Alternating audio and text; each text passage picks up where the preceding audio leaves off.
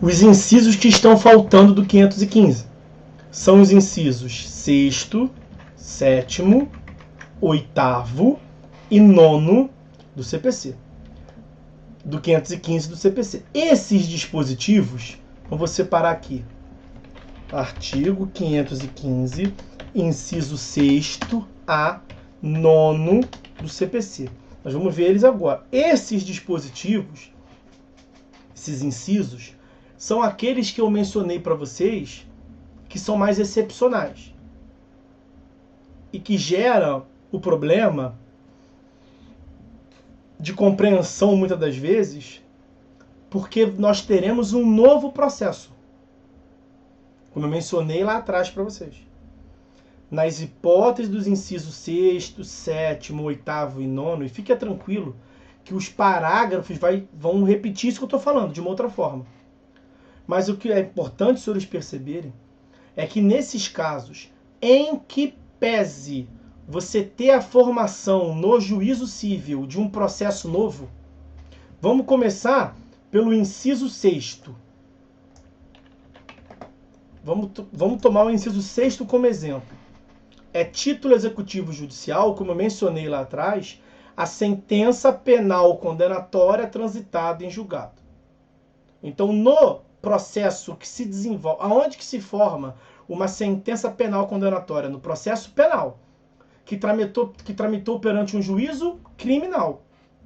O juízo criminal pode reconhecer que do crime resultou prejuízo patrimonial à vítima? Pode. Tem uma discussão se ele pode, além de afirmar o prejuízo, se ele pode quantificar o prejuízo. Tem uma séria discussão aqui. Se ele tem competência para isso. Uma coisa é ele falar. Está comprovada a autoria, materialidade. Então, sei lá, essa lesão corporal gerou também um dano, porque além de dar na cara do cara, o cara quebrou o retrovisor. Acidente de trânsito. Então o cara agrediu, injuriou lá a vítima, ficou sem trabalhar, blá, blá. Então tem um dano material do veículo, tem um lucro cessante, o cara é taxista e ficou sem trabalhar. Eu, juiz criminal, posso reconhecer que isso aconteceu, porque isso está implicitamente relacionado à ocorrência do dano. Agora eu posso falar, o juiz criminal pode falar, ocorreu o dano e o dano foi de 20 mil. Já tem discussão quanto a isso. Tem quem diga que sim, aqui é bem dividido. Prevalece o entendimento que não. Prevalece o entendimento que a quantificação é o juízo civil quem deve fazer. Mas mesmo quem sustente que o juízo criminal pode afirmar qual foi o prejuízo, ninguém defende que o juízo criminal pode executar os efeitos civis da sentença. Então vamos supor que a sentença penal condenatória reconheceu que a vítima sofreu um dano de 20 mil reais. Quando no juízo criminal se pede a execução no âmbito criminal, isso não inclui aqueles 20 mil de prejuízo. Ele vai executar a pena. Privação de liberdade, restrição de direitos, direito penal. E o que fazer então? Mas então o cara vai ficar no prejuízo, professor? O que fazer então com os 20 mil que efetivamente o cara teve de prejuízo? Você vai executar. Você não acabou de falar que não pode executar no criminal? Pois é. Não pode executar no criminal. O que significa dizer que você pode executar no civil. E onde que se formou aquele título? Aonde que se exerceu o contraditório? No criminal. E o que o juízo civil tem a respeito daquele caso? Nada. Esse vai formar um processo novo que vai para livre distribuição. Vai cair um dos juízos cíveis qualquer.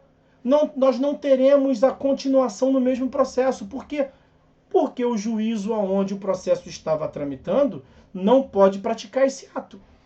Então você começa um novo procedimento para pedir só a execução num juízo civil. E você traz o que como justificador do seu pedido de execução? Um título executivo. De qual natureza? No nosso exemplo, um título executivo judicial. Uma sentença penal condenatória transitada em julgado. Que reconheceu que você sofreu um prejuízo. E você só não fez lá no criminal porque ele não tem competência material para isso. Então você executa no civil. Agora atenção. Você vai trazer aqui o título executivo e vai começar um processo novo. Por uma petição inicial. O réu vai ter que ser citado. Tudo diferente do que a gente vinha falando até agora no processo sincrético, né? Mas espero que tenham entendido por que é diferente. Porque é um título executivo judicial, 515, inciso 6º, e nós não podemos ter a continuação do processo, porque no juízo civil não tem processo nenhum. Então você forma um novo processo. Em que pese você formar um novo processo, cuidado. Qual é o procedimento que você vai utilizar? Letra A. Como é um novo processo, você vai seguir o procedimento chamado processo de execução. Letra A, fundo amarelo, neon, piscando, caixa alta, negrito. Na tua cara, brilhando para você marcar. Letra B, em que pese ser um processo autônomo em relação àquele onde se formou o título, o procedimento seguirá o cumprimento de sentença. Artigo 513 e seguinte. É a letra B. É a letra B. E isso está mastigadinho para vocês no parágrafo 1º. Eu separei lá em cima, né? Inciso 6º a 9º. Nós vimos só o inciso 6º, começamos por ele, né? Mas olha o parágrafo 1º. Nos casos dos incisos 6º a 9º, o devedor será citado. Por que ele vai ser citado? Porque é um novo processo. Então ele vai ser citado no juízo civil para o cumprimento da sentença. Ou para a liquidação no prazo de 15 dias. Liquidação é quando não tem a parte... Lembra na aula passada que eu falei? Que um dos requisitos é que a sentença seja, que a obrigação seja certa, líquida e exigível. Quando ela for ilíquida, você precisa liquidar. Aí nós veremos isso adiante, o que é liquidação. Esquece a parte final. O que me importa é a parte inicial, que é o que eu estou tendo todo cuidado para explicar para vocês. Já tive lá atrás, estou repetindo agora. Nos incisos 6º a 9º, está melhor, tá? Porque no código anterior era no inciso 2º, 4º, pelo menos era nos pares, né? 2º, 4º, 6º e 8º. Agora está seguidamente. Inciso 1º a 5º é a regra geral. Continuação no mesmo processo. O que eu falei até agora para os senhores o tempo todo sobre o processo sincrético. Hoje aqui nós ampliamos o nosso conhecimento de processo de cumprimento de sentença. No processo sincrético, nós temos cumprimento de sentença. O que não significa dizer que o cumprimento de sentença se dá apenas no processo sincrético. Inciso 1º, decisão proferida no processo civil que reconhece a exigibilidade. O réu não cumpre. Você vai executar no mesmo processo. Nos incisos 1º, 2º, 3º, 4º e 5º, processo sincrético, como nós falamos. Não cumpriu, cumprimento de sentença. Fase executiva no mesmo processo. E mesmo processo, porque foi o juízo civil que formou o título. Vai ser o mesmo juízo civil que vai executar o título. Cumprimento de sentença, fase executiva no mesmo processo. Nos incisos 6º, 7º, 8º e 9º, que nós temos, é o cumprimento de sentença que não se dá no processo sincrético. É o cumprimento de sentença que enseja a formação de um novo processo. Por quê? Porque são hipóteses excepcionais, em que nós temos títulos executivos judiciais que não se formam no juízo civil que vai executar. Se não foi ele que formou, aqui é meu gabinete. Eu sou juiz de direito. Não tem no meu gabinete nenhum processo sobre esse título aqui. E que título é esse, excelência? É uma sentença penal condenatória. Isso é um título judicial? A lei está dizendo que é. E por que você não tem no seu gabinete? Porque não formou aqui, formou na vara criminal. Por que ele não executou lá? Porque ele não pode executar. Quem tem que executar é um dos juízos cíveis. A parte peticionou, foi para livre distribuição, caiu aqui comigo. Como é que eu vou dar continuidade no meu gabinete se não existe nada aqui? Seria o processo sincrético é a continuação. Mas eu não tenho como continuar o que não está aqui comigo. Então essa é a lógica. Nesses casos dos incisos 6º, 7º, 8º e 9º, e eu estou aqui reduzindo a explicação no inciso 6º. Depois eu vou analisar só as hipóteses. É a mesma lógica. O juízo civil recebe algo novo, uma petição inicial. E ele vai citar um réu novo, um réu não, um executado. Ele vai citar o executado, porque ele não tem processo nenhum, é o primeiro. E não tem porque foi formado um título executivo judicial em outro lugar. Então o que você tem que saber é que esses títulos executivos judiciais dos incisos 6º a 9º são sui generis. São especiais. São títulos executivos judiciais. Serão executados pelo cumprimento de sentença, até aqui tudo igual. Mas eles não vão continuar no mesmo processo. Eles vão ensejar a formação de um novo processo. Além dessa explicação teórica que eu passo para vocês, olhem o parágrafo 1º. O devedor será citado. Citação, artigo 238, é quando você convoca o réu, o executado, para um novo processo. Ok? Então vimos aí o inciso 6º, as considerações sobre o inciso 6º e a sua relação com esse cumprimento de sentença em processos novos. Agora é só mencionar os outros. Inciso 7º, a sentença arbitral. A sentença penal condenatória transitada em julgado, inciso 6º, não foi formada no juízo civil, mas foi formada no judiciário. A sentença arbitral não foi formada no juízo civil e nem foi formada no judiciário. Foi formada perante um árbitro ou uma câmara arbitral. É muito comum, tipo assim, o árbitro é quase que o juiz. O árbitro faz a lei da arbitragem, né, para quem não liga o nome da pessoa, a lei da arbitragem é a lei 9.307 de 96. Lei 9.307 de 96. Ela tem um dispositivo lá, acho que é o 29, por ali, que afirma expressamente que no desempenho das funções o árbitro se equipara a juiz de direito. No desempenho das funções, o árbitro se equipara a juiz de direito. Mas não é bem assim. Porque ele se equipara, mas não se equivale. Ele não é exatamente igual. O que o árbitro não tem? Que é muito importante e tem tudo a ver com a execução. O árbitro não tem poder de polícia. Então o árbitro pode, esquece a execução por hora. O árbitro quer ouvir uma testemunha. O árbitro pode ameaçar a testemunha que se ela não vier, ele vai conduzir ela embaixo de vara. Muito feio isso, né? Conduzir embaixo de vara. Mas ele pode? Ele não. O que ele pode fazer? Pedir ajuda do coleguinha dele, o juiz de direito, que o juiz pode. Tanto que o Código de 2015 criou uma carta arbitral. Carta arbitral é o meio de comunicação entre o árbitro e o juiz de direito. Aí o árbitro fala assim, juiz de direito, excelência, tô com um processo aqui, e você sabe que o processo aqui comigo é menos um processo contigo aí, né? Então somos amiguinhos, tá lembrado, né? Pois é, a lei da arbitragem, que rege a minha atuação, árbitro, diz que eu posso quase tudo igual ao senhor. Mas eu tenho uma coisa aqui que eu não posso, que eu sei. Que é exercer poder de polícia. Eu não posso trazer a vara, eu não posso trazer a testemunha debaixo de vara. Eu não posso solicitar apoio de força policial para a prática de atos. Mas Vossa Excelência pode, né? Então tá aqui, tô te mandando uma carta pedindo para que o senhor faça isso. Aí o juiz pode proferir uma decisão nesse procedimento de cumprimento de carta arbitral para determinar poder de polícia? O juiz pode. O árbitro não pode. E o que poder de polícia tem a ver com execução? Tudo. O árbitro pode agredir o patrimônio? Poder de polícia.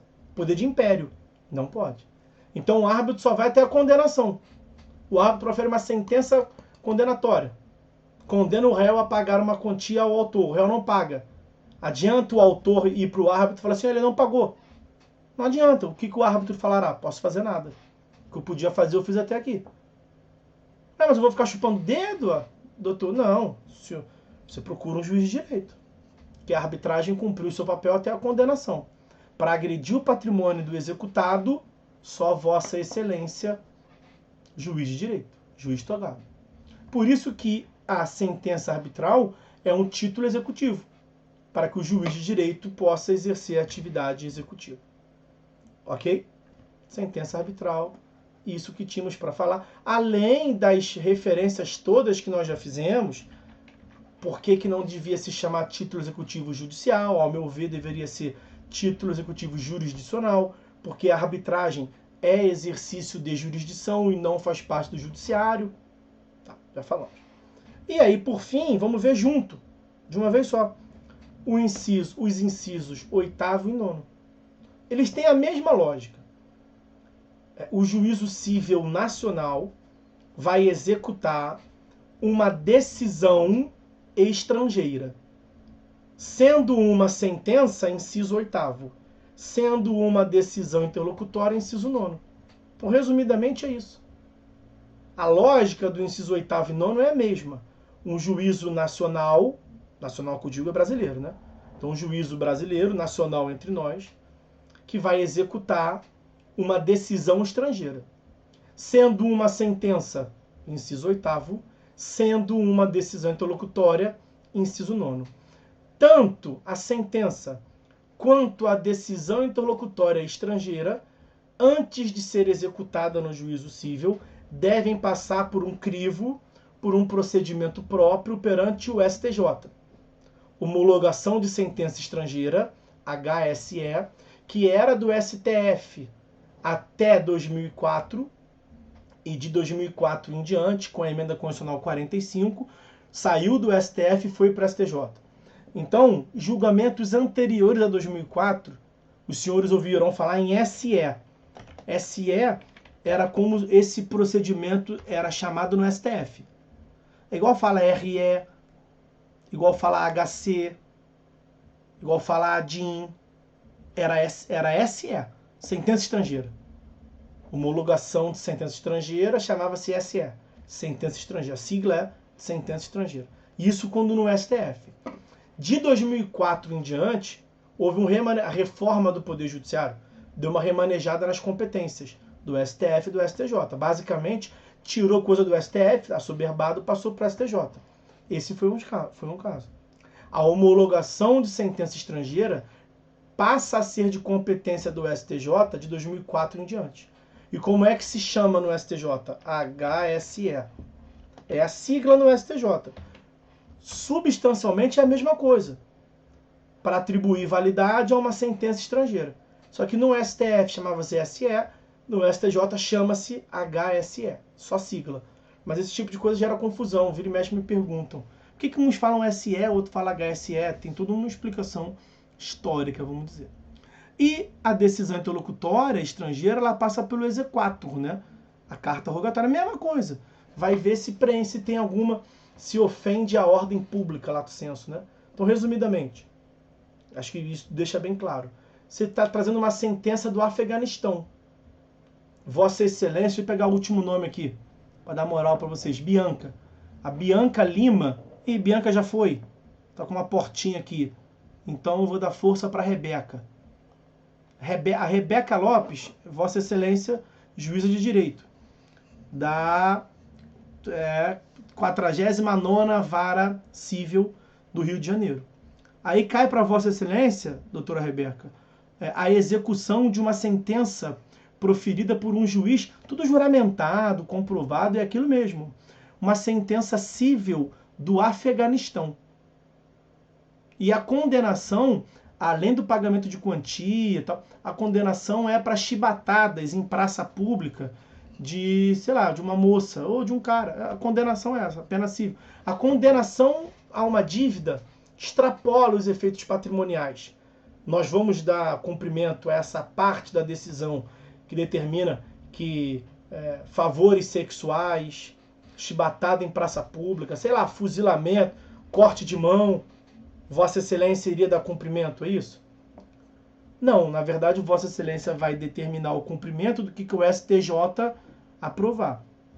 E o STJ não vai deixar passar isso, que fere o nosso ordenamento jurídico, fere a nossa concepção de vida, de integridade física.